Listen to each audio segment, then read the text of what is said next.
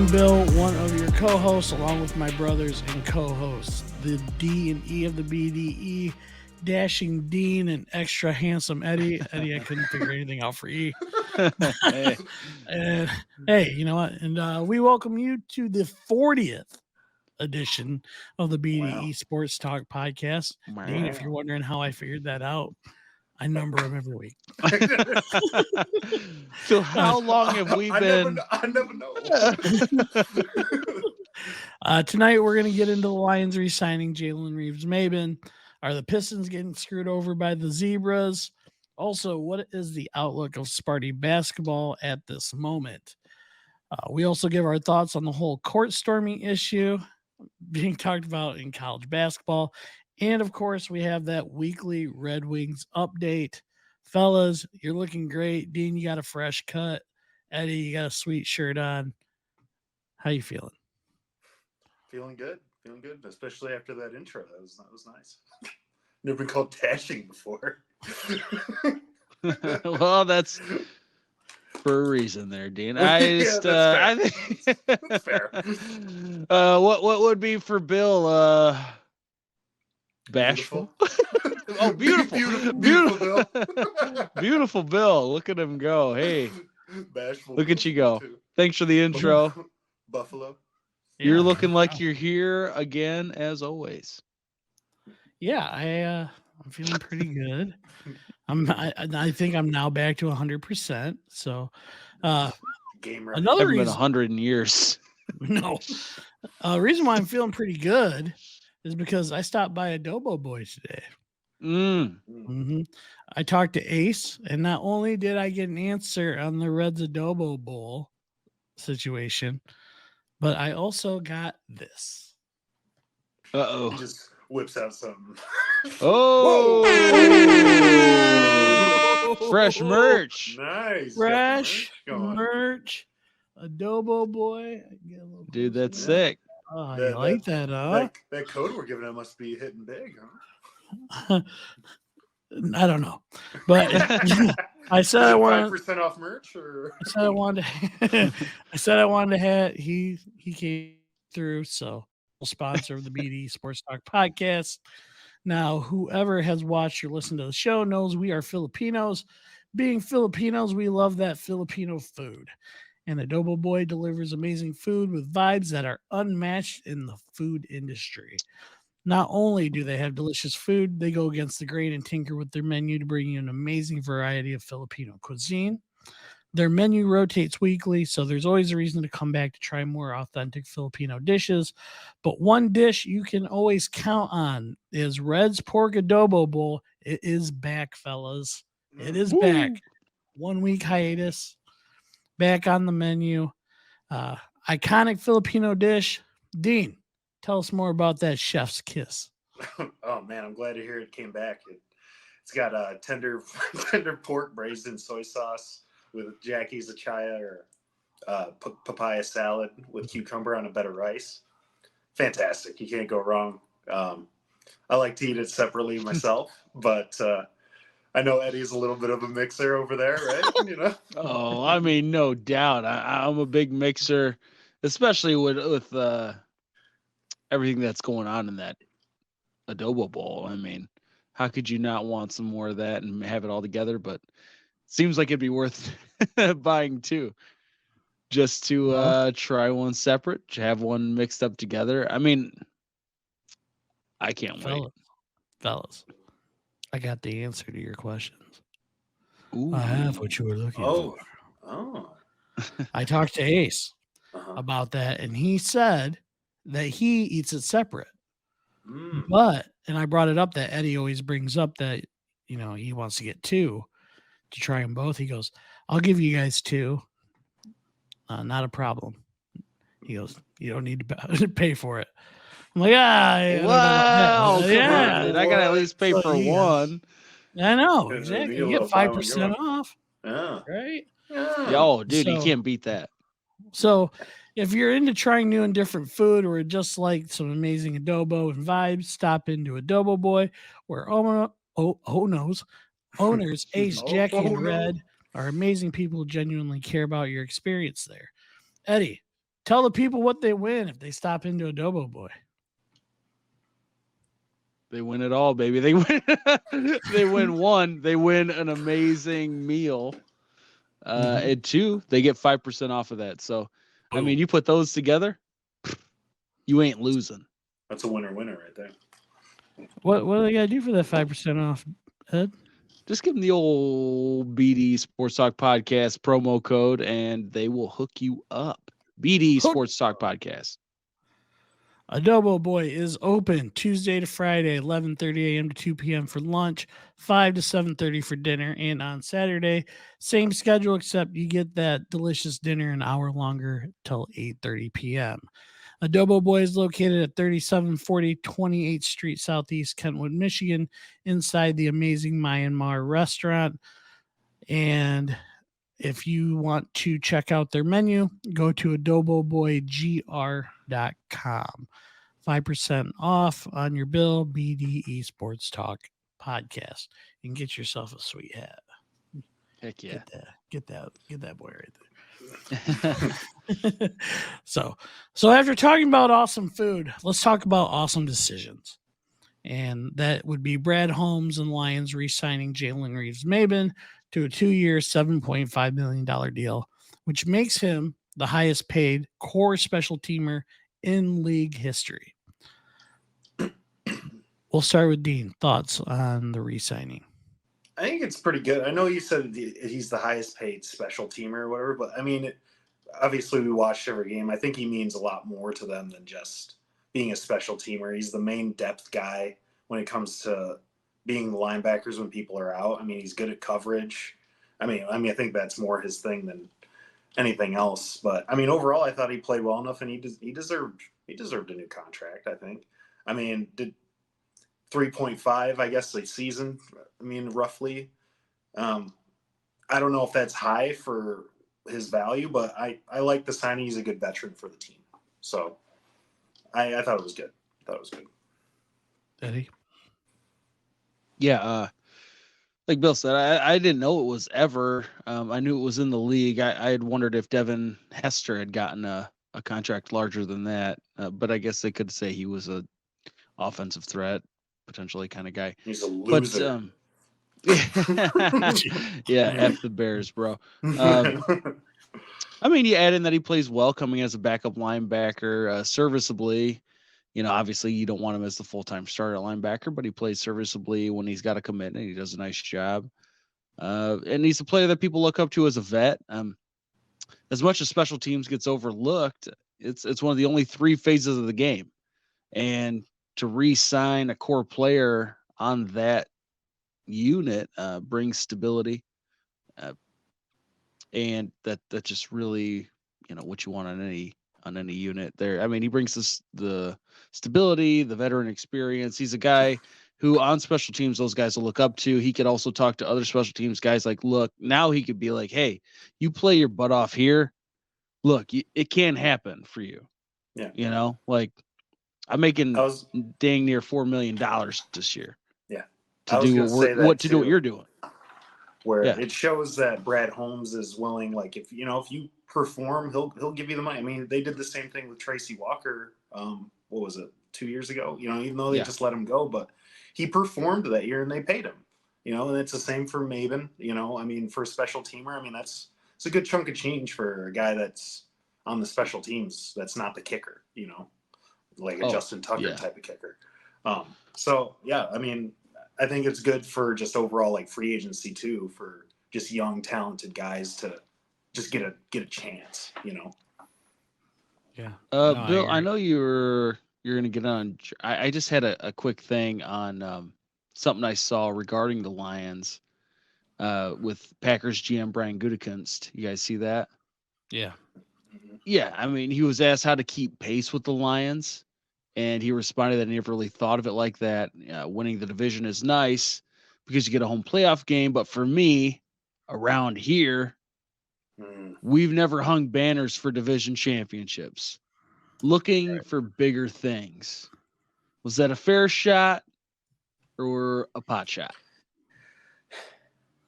I'd say historically, I mean, he's not wrong, I guess. But I mean, I take offense to it. Like, screw you, guy. You know what I mean? Like that's. I mean, we'll see. I mean, it was 1 year. You know, we're all hoping for bigger and better things. You know, but yeah, I don't know. It's hard. It's hard. I mean, they're rivals. You know, now the rivalry's for now back. You know, it's a shot, but it's whatever. It sucks that they have Jordan Love. He turns out to be pretty good. Yeah, we'll But- see, man. We'll see. He had a good like second half of the season. So we'll see. Yeah, No, I mean, let them talk. Pretty sure they're not the division champs, so let 'em- Definitely not. I mean, maybe they should hang a division championship banner. we'll Yeah. gladly hang those banners. They've only got like they've been lighting it up, dude. They got Yeah. one Right. Super Bowl ring in like 25 plus years. So it's like, okay, you can take Right. it easy. with two You know, Bart Starr's not walking through the door either. So, with two Hall of Fame quarterbacks. dude, that's the whole thing too.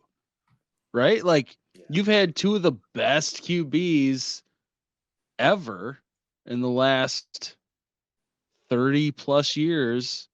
You got two rings to show for it. I don't know. Yeah. Whatever. I was curious what you guys thought about that. No, That hurts a little bit.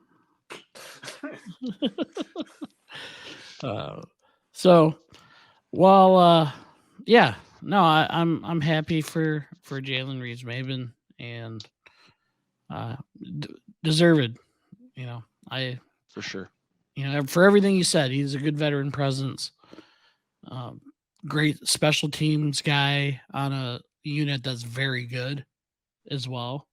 A very good special teams unit. Yeah, we'll see. We'll see how everything else goes. I would assume at some point we'll probably hear about Amon-Ra. Yeah.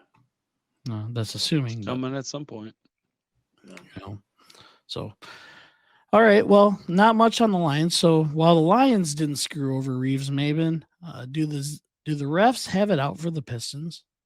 Pistons were on the wrong end of a couple calls this last week, as Bonchero for Orlando looked like he traveled on the game winner, and then Asar got plowed into again when they played the Knicks. Monty says they've been getting screwed on calls all season. So, do you agree with Monty or no? I mean, I like that little grumble. I mean, he's probably not wrong that they've been getting probably some bad calls. But I mean, in the end, they still only have 6 wins. If you're getting screwed over, I mean, what are they screwing you over out of in these last couple games? But I get it. I mean, that one against Orlando, the Ponchero, like you could let that one almost go because it would have been a tight call to call the travel right there. But Asar getting plowed over at the end of that Knicks game was like, that was bad. Yeah, you probably got pretty screwed. The travel was probably just missed. I don't know if that was necessarily getting screwed over, but I mean, I don't know. It's hard to see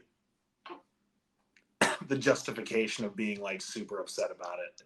If we were on the road to like maybe even just a playoff appearance, fighting for the 8th seed or something right now, I'd be like, okay, yeah, they definitely got screwed, but it's hard to just, I mean, at this point you're just trying to get the best pick you can. So Right. That's where I'm at with it. Yeah. I think they definitely got hosed on that call against the Knicks. I mean, you could argue Asar didn't have possession, but come on. If that's Either any way. mid-level superstar, they call it. If it happened to LeBron, that's probably a tech and the guy's ejected. You know what I mean? I mean, Right. it was great to see him win against the Bulls. Yeah. Cade played great. Ivy adjusted to have a well-rounded game. Fontecchio was nice off the bench. Good to have those options, but I can see where Monty feels that way. Yeah. about getting screwed, but that's also a product of what you've put out on the court. Winning teams get those calls. They get the benefit of the doubt. When you're an 8-win team at the time of that game, you just don't get those calls. Knicks were at Right. home. They're still fighting for playoff position while we're just looking to get our 9th win during that. It shouldn't matter, but it does. And it is what it is, man. I mean, you do better earlier in the season. You're playing for something, they call it. Almost guaranteed. But they're not giving that call to an 8-win team No. On an opposing court. Right. in New York. Yeah. Yeah, exactly. Yeah. Yeah. So yeah, no, I agree. Yeah, I think it was I get his frustration, especially the one against the Knicks. Yeah. But I'm not saying it's a scapegoat reason. I don't think it is, but I just think he's frustrated. And rightfully so. I mean, he hasn't been great either this year, you know. So He was out there throwing a fit, man. I'm like, oh, now? Right. yeah, It right. took The first time you showed 450 any losses. emotion. Right. I mean, he looks like a generic avatar in like a or emoji text. Like all the time, just I mean, I don't know. Yeah. And now, Right. I will Yeah, say, whatever. recently at least, if there's any sort of bright spot, Cade has been playing pretty well these last 5 to 10 games or so. Yeah. So He has too. that's not, yeah. I mean, that's the only way they're going to win is if he. I mean, he's got to be the guy they drafted him to be, right? I mean, that's why they took him at number 1 in that draft. You have to perform. There's expectations that go along with that, I mean, unfairly, but I mean, I'm glad to see him stepping it up just at least a little bit, even though it's not necessarily leading to a ton of extra wins, but it seems like they're winning more. So, What about Muscala getting his buyout? I mean, so what did we get in return on that Bagley trade? cap space, I guess. Lost a couple 2nd-round picks. Right. Yeah.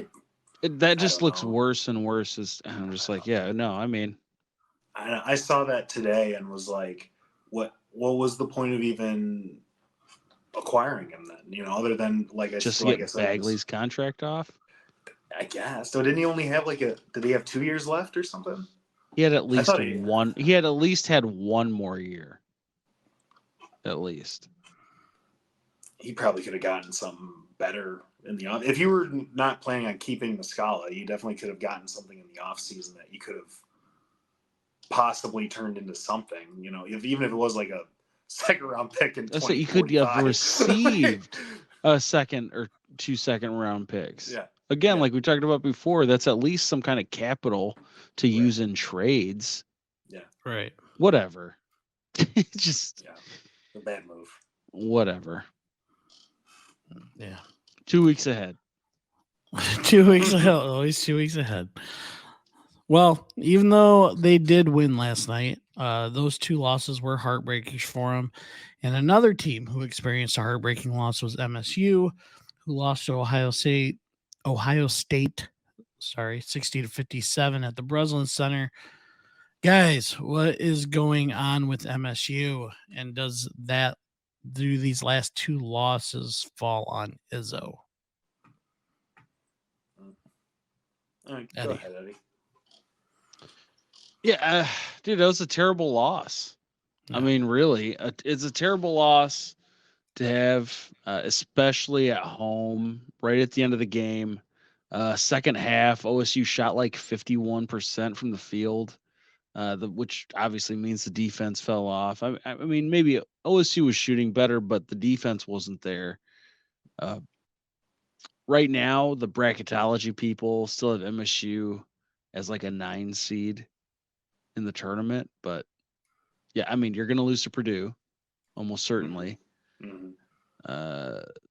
beating Northwestern would be a boost at this point. I mean, they're ahead of us in the Big Ten, and you have to beat Indiana. You lose all three, you don't deserve to make the field at that point. And I don't know, it's frustrating. Yeah, I do think some of that's on Izzo for sure. I mean, it has to be. Right. They, oh God. yeah, go ahead. Well, I was just to your point real quick was, and I had this as our next topic, but we can kind of get into it now, is how he started Booker, but then when push came to shove in the second half, he sits him to close out the game, Yeah. right? And they put back in what's his name? Well, when they pulled Booker out, they put Sissoko, and they put what they like. He likes to put Cooper in with him at the same time. And I mean, your offensive situation just takes such a dip doing that. And I think they even put Cohen Carr in pretty soon after that. So Cohen Carr is an athletic freak, but he's got to be dunking it, and that just doesn't happen all the time, obviously. So you have three guys out there now.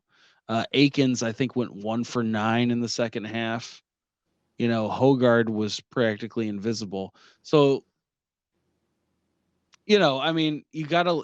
That's why it was bewildering. I know Booker doesn't play as good a defense, obviously, as Sissoko, especially, or Cooper, but you're losing so much offense there too that when you're not scoring, why is he not coming back in? And credit to Booker for saying all the right things after the game. But I'm like, man, I wouldn't be surprised if he transfers out at this point. Right. Oh, it's frustrating. I mean, maybe he's trying to play like Izzo's trying to play like we'll unleash him in the tournament type of thing. You know what I mean? Like our you're secret almost sauce. not going to make it. It's our secret sauce.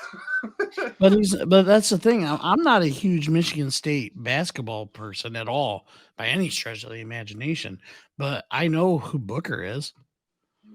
Like, you know what I mean? Like, it's not really a secret weapon. The kid's good, and then you're putting Sissoko out there. And from my limited experience of watching Sissoko, he's not very good.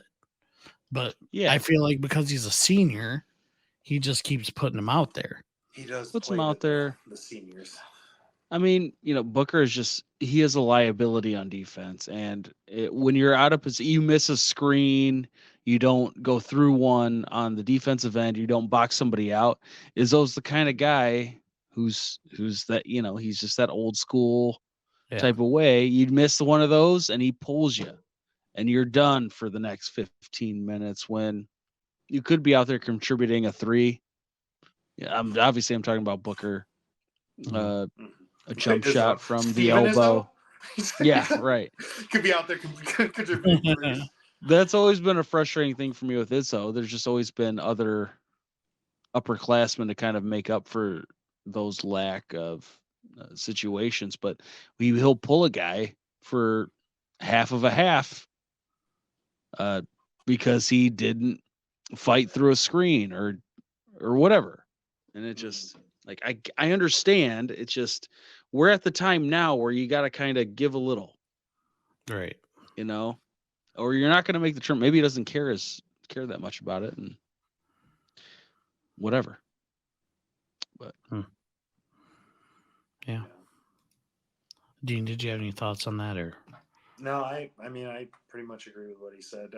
I don't. It makes sense. I did see a quote from Izzo that he was asked after the game what happened with Booker's minutes and things like that, and he had said he just went straight to the point. It was just like I don't regret any decisions I've made with Booker's minutes at all ever this season, and maybe there's something to that between the two of them. Maybe I don't know. But that was his quote where it was, I guess it was like kind of a big deal, like, cause he wasn't like, like, oh, I just do what I want. Like, I guess he was, himself, like kind of angry about it, like more upfront about it. I mean, maybe he's just frustrated with him. Maybe, you know what I mean? I don't know.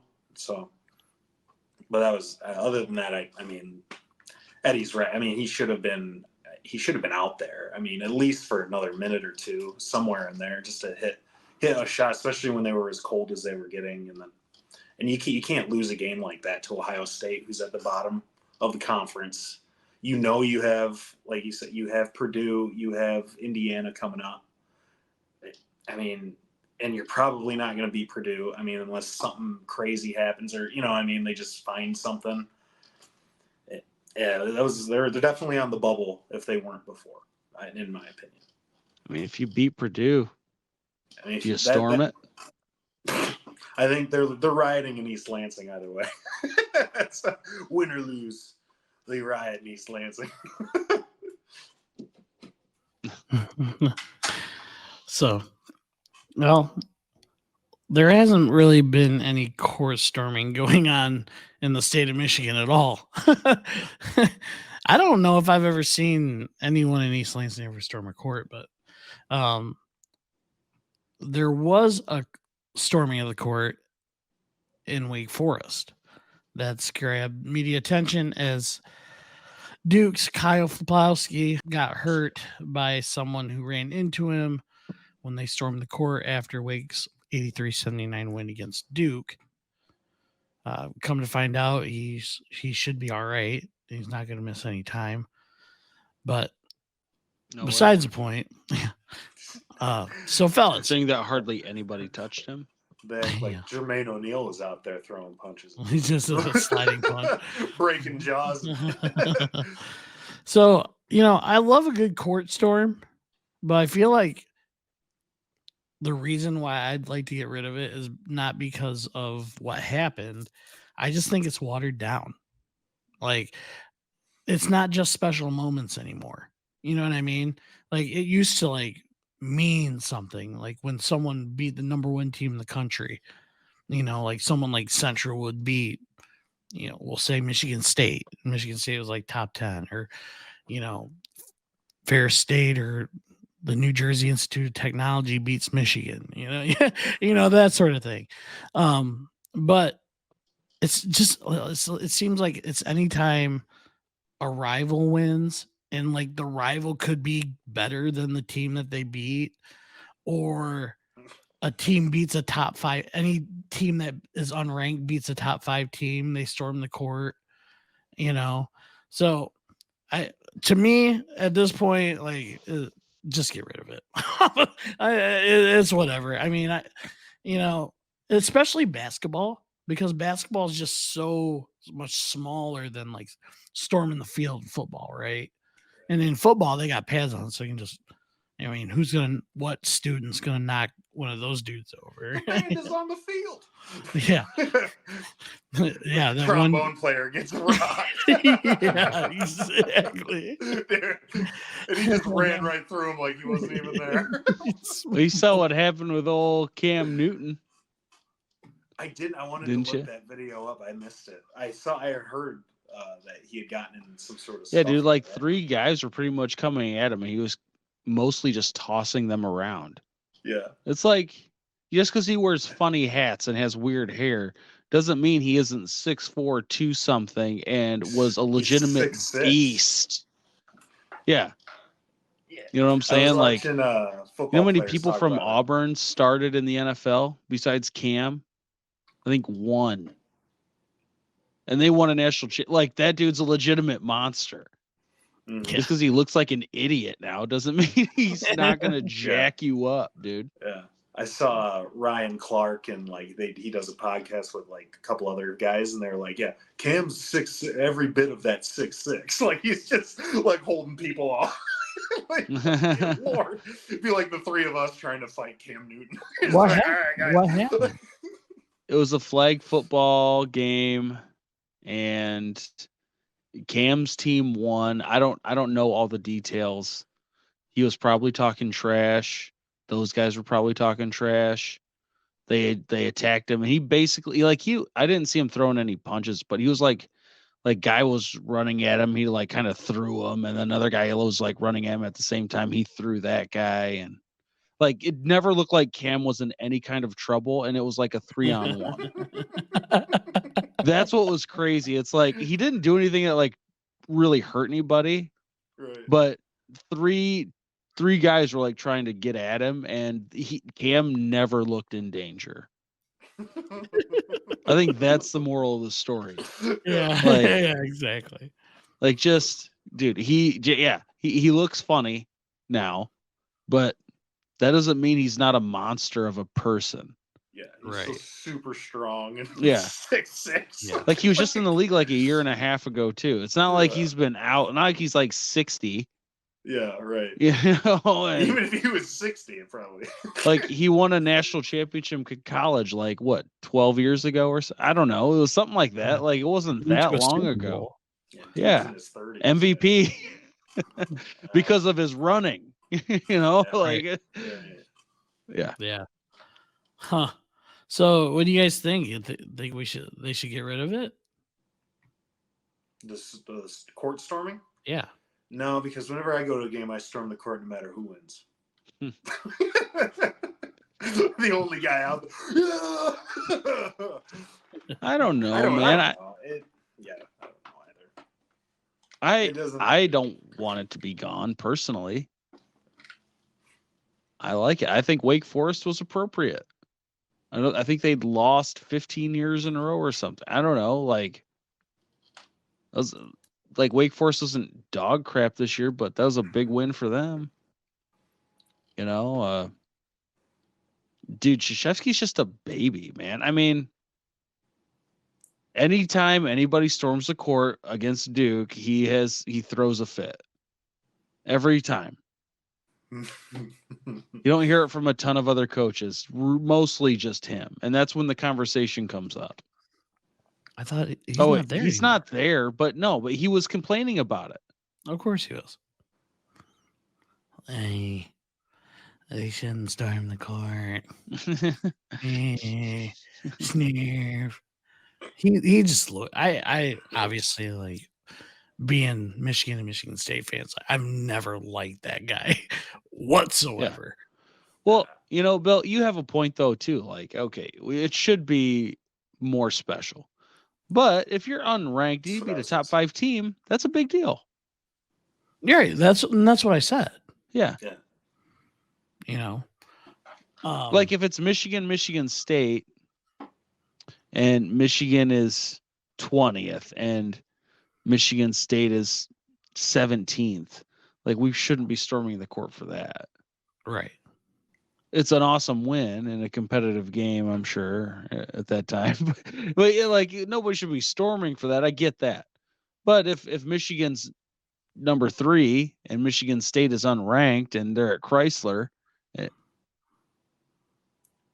well, why would they wouldn't storm? It would have to be at Michigan State. Right. So yeah, I mean, I don't know. Yeah. That'd be cool. I was gonna say the same thing. I don't think they should get rid of it entirely, but I do think it should be more special. You know, Yeah, that's all I do I'm think it's a saying. little overused, like you were saying. But yeah, I mean, it means a lot more when it's like what you guys were saying, like when it's an unranked team beating like a top 5, or like, you know, like you said, Michigan State, and they're like kind of ranked. I don't see a reason to really storm the court unless it's like for like the Big Ten championship, at like they meet in the finals in the tournament or something. But even then, it's still kind of like, But yeah, no, I think I should definitely think it should be a more special. This would be a big thing. upset. Yeah. But then how do you know when it's special though? Like if you're a fan, like I mean, are we you doing have an are we eye. doing this? I mean, you have an idea, right? I mean, like Eddie brought up a good point. If both teams are ranked in the top 25, even if they're ranked in the top 25, you know, if your team's decent, barring something like you said, like Wake Forest hadn't beaten them in 15 years, you know, that's, you know, I'd say that's pretty special. But I mean, if it was like 2 years ago, you beat them, and you're ranked 24th and they're ranked number 3, I mean, act like you've been there before. That's all I'm saying. Different You players, know, different students. Kind of some.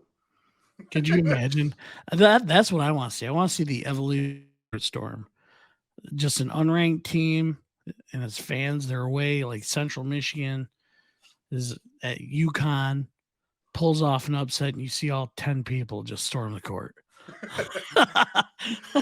They're all at old UConn. alumni. At UConn. Yeah. All old alumni. Yeah. They're all like in their 60s. Plant the flag. It's really just the team. It's their grandparents and stuff. Yeah.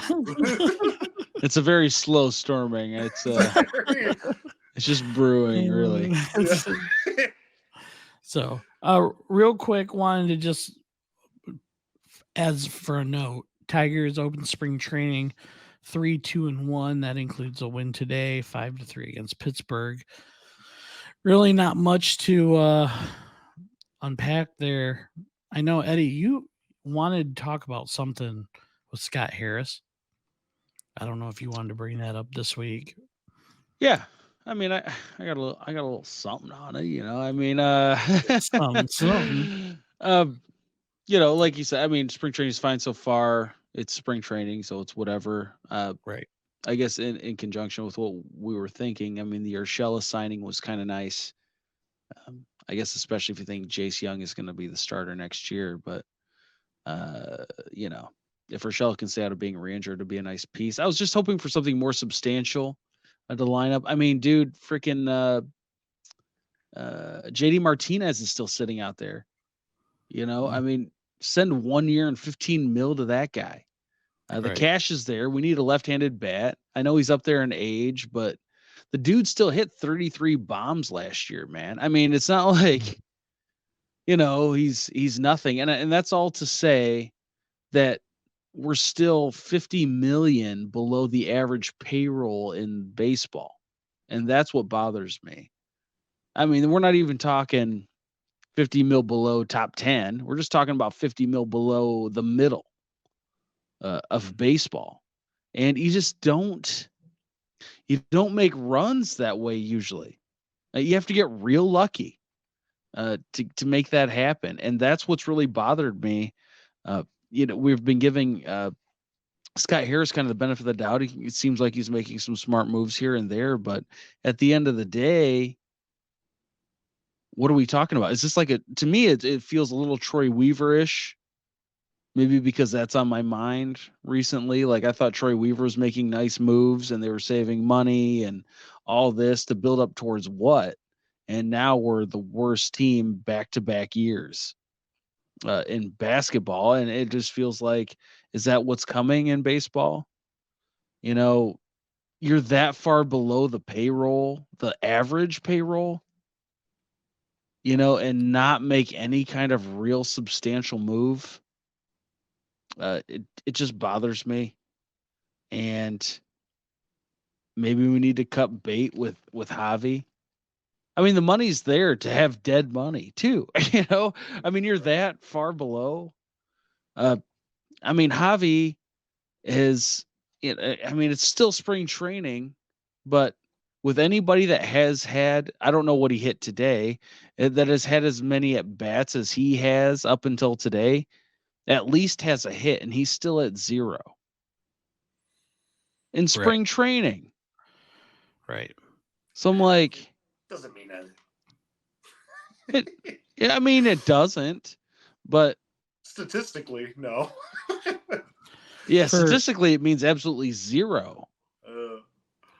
But I just, yeah, no, it's all right. I just, the money's there. There's not enough young guys coming up to where I know they're concerned about blocking people. The money's there to pay Torque. The money's going to be there to pay Green. The money's there to get a 1 year, 2 year rental on a guy like J. I'm not saying it has to be JD Martinez, but he's a left-handed hitter who just came off a really good season again. And he's obviously familiar with Detroit. Maybe he doesn't want to come here. But I mean, at least I would love to just see that they made a phone call. Right. Well, and for comparison, and there's a lot, like I actually read something today about how quite a few of Scott Boris's clients are still free agents. So there's that. But for comparison, Hobby hit 222 last year, 9 home runs, a WAR of 0.6. JD Martinez hit 271 with 33 home runs, like you said, and a 1.9 WAR. Now I understand that they're two different positions. You know, JD's an outfielder. Mhm. You can probably have him DH. But I mean, you're paying Hobby what 80 20 mil, some mil. yeah, a 30 season. million or something like that. So yeah, 20. So I mean, if maybe they want. I mean, that's the thing though. Maybe they do want to sign someone like that, but with Scott Boras, and we know how Scott Boras is with he wants to get his guys top dollar. And it doesn't matter how good or bad they are. And you know, for what it Give is, I mean, he's JD doing his 18 to job. 20 Right. for 1 year. Yeah. Dude, I mean, the money's there. That's what I'm Right. saying. Like, Right. the Yankees wouldn't hold back. I mean, we're not the Yankees, but there's no way they wouldn't at least be the middle of payroll Right. because But they're trying to win. is that a Scott Harris thing or is that a Chris Illich thing? They're one and the same. You know, maybe Scott Harris wants to spend, and Chris Illich is like, "You're not. Maybe. We got young guys that can fill that void." But Scott Harris has the job, and he took it. Right. No, I agree. But you know, who knows what's in play there? It doesn't seem like It's hard to say. It doesn't seem like Chris Illich is real up on the Tigers, but Well, no, it feels like a late 90s Tigers Red Wings situation. mhm. But Right. hockey's cheaper. So, Right. A lot cheaper. Yeah. It's insane. So, well, speaking of high, we'll get away from the Tigers for a little bit. We'll have a whole 8 months to talk about them. So, let's get to a team that's red and white hot at the moment, and that would be the time for the weekly Red Wings update.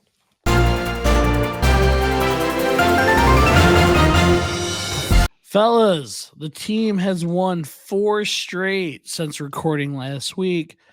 They are firing on all cylinders, beating Colorado in a thriller, St. Louis in a rout, Chicago in what was something special, and dominating Washington last night from recording today. The fellas look great when Larkin, Showtime, and DeBrincat are put together on a line. It is something like you try to put together in a video game. You know what I'm saying? Like, is what you want on your first line on any show. Kane has 7 points in the last week alone.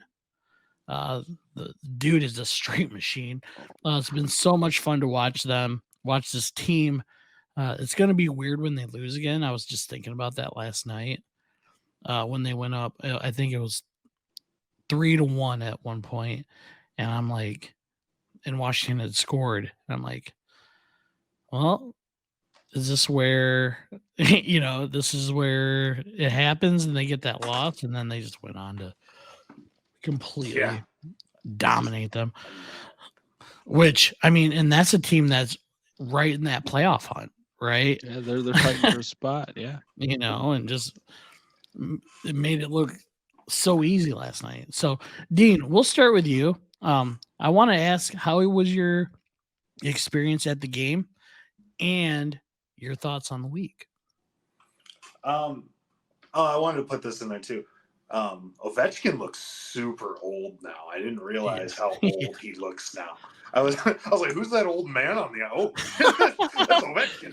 Oh my goodness. But yeah, so it was great, man. I mean, it was obviously like the minute we got there, first 30 seconds, I mean, they scored right off the bat and they just didn't stop. I mean, they hit 4 in that first period alone. And then, for the Blues to have to make that goalie change, which helped them out. But I know a lot of it for them was, I mean, other than the Wings being really good, but I guess they had a night game before and in New York, and then had to travel to Detroit for a noon game in Detroit.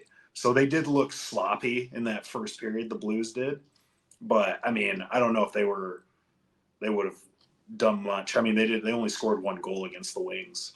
So, and I mean, they've been red hot as of recent, as you guys know. Overall, it was a great experience. The Little Caesars Pizza was fantastic, you know, over at the LCA. Straight from the factory. Straight from the factory. It's better. It's better there. I'm not. Isn't gonna lie. it? Yeah, Every time. It's so much better there. Man, it's annoying how much better it is. But a good little squeezers. Oh I my gosh. don't know, man. Oh, Even the a pizza good too. Oh yeah. Yeah. What were we talking about? I forgot where I even was for a minute. But yeah, and then when it comes to the whole week, like I said, I mean, they've been hot. It's been good to see that the defense has really been playing much better. I mean, it hasn't just been this last week, but just overall. I mean, if you really look at it, they've had a couple of shutouts, a couple of 1-goal games, 2-goal games. I mean, they've really have been playing way much better, even without, like we were saying, possibly making a trade for a defenseman. So overall, I mean, no better time to be a Red Wings fan right now, I would say, you know. Well, and Eddie, before you get in on this, the crazy thing about the whole defenseman thing is that you still have Edvinson in Grand Rapids, right? I start thinking about who they would trade for a defenseman, because you're gonna, if you want a solid defenseman, you're gonna have to give up something, right? So, and obviously they're not gonna get rid of Edvinson. I had read that maybe Jonathan Berggren,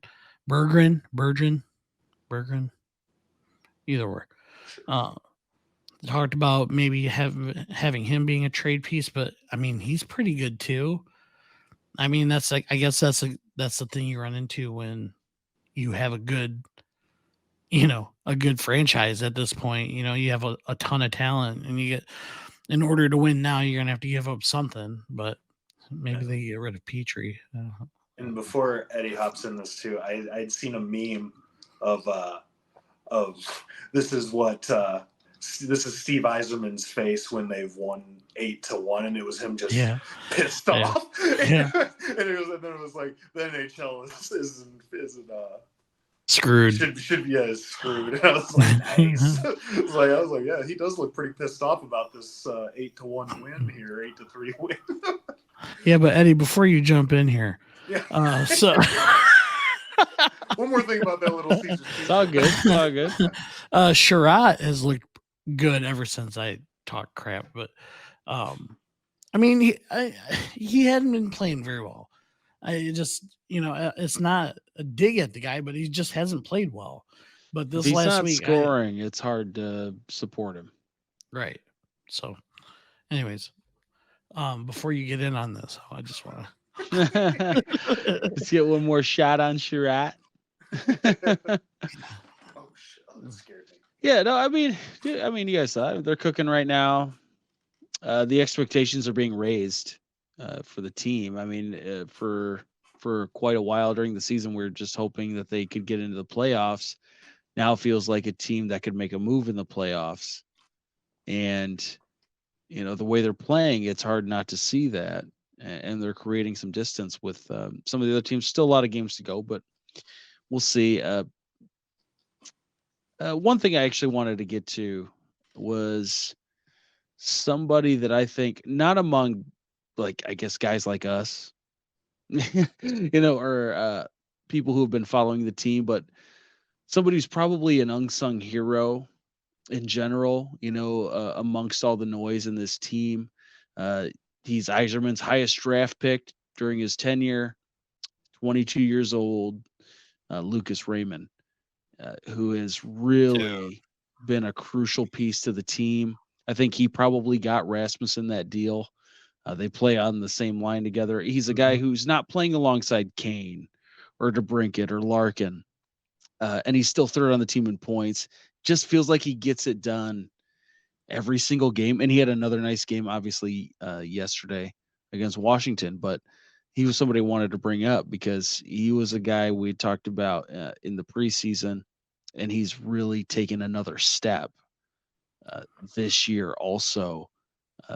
And he doesn't get the love that the big names on the team have gotten amongst casual, viewers, I guess, fans.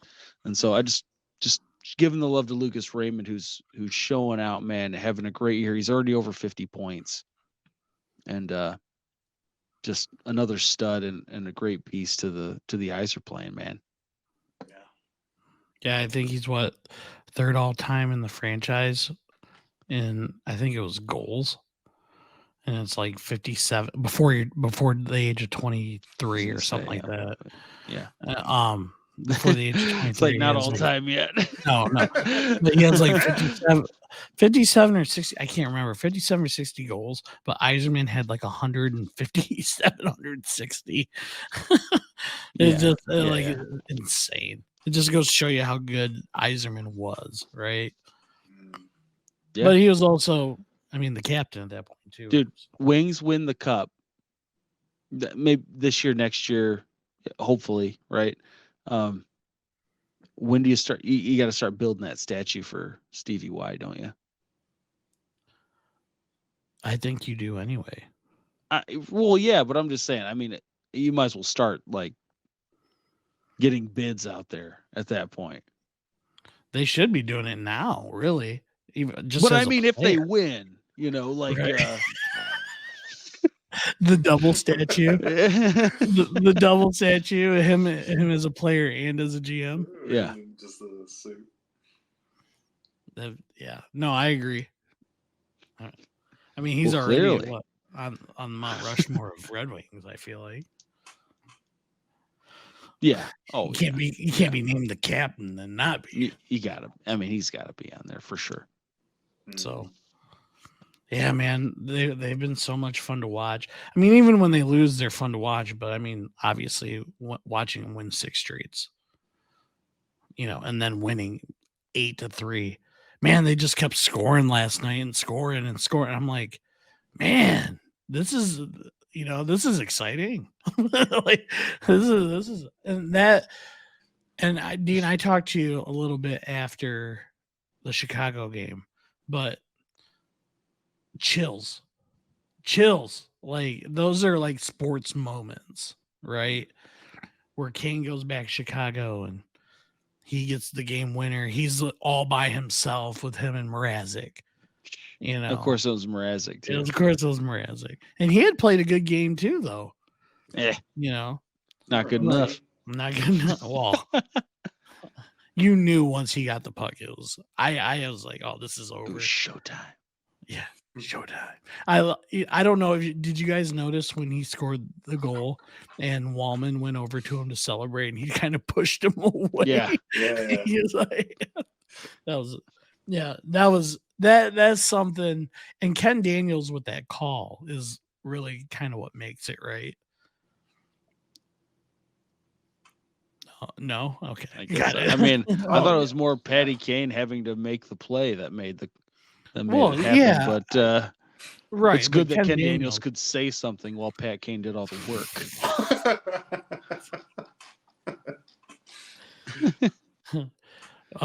Chills. Ken Daniels is very good at his job. Yeah, he does. He does a great job. Mickey Redmond is the biggest homer. I think I've said that already. You said that, yes. Yeah, that guy. What is going on? It was the Wallman. It was the Wallman game winner where he had the penalty shot, and the ref messed up. He was like, "It's a penalty on," and he's like, "Whoa, what is that?" And he goes, penalty shot." He goes, "There it is. That's a better call." like, hold on, dude. It's hey, man, it's Red Wings coverage. Yeah. Oh yeah. You got to go full homer. Yeah. So yeah, no, it'll be interesting week coming up. So All right. Well, fellas, that is going to do it for this week's episode. So quick. Went by so quickly. 40 episodes. Just like that. Just Boy, like huh? that. That's 40 Move, weeks. you Steve. move. 40 Just weeks. like that. So, all right. Well, if you like today's episode, hit that like button, jab that subscribe button. We thank you for the support. Everyone, have a great week, and we will see you next week on the BDE Sports Talk Podcast. Sports Talk.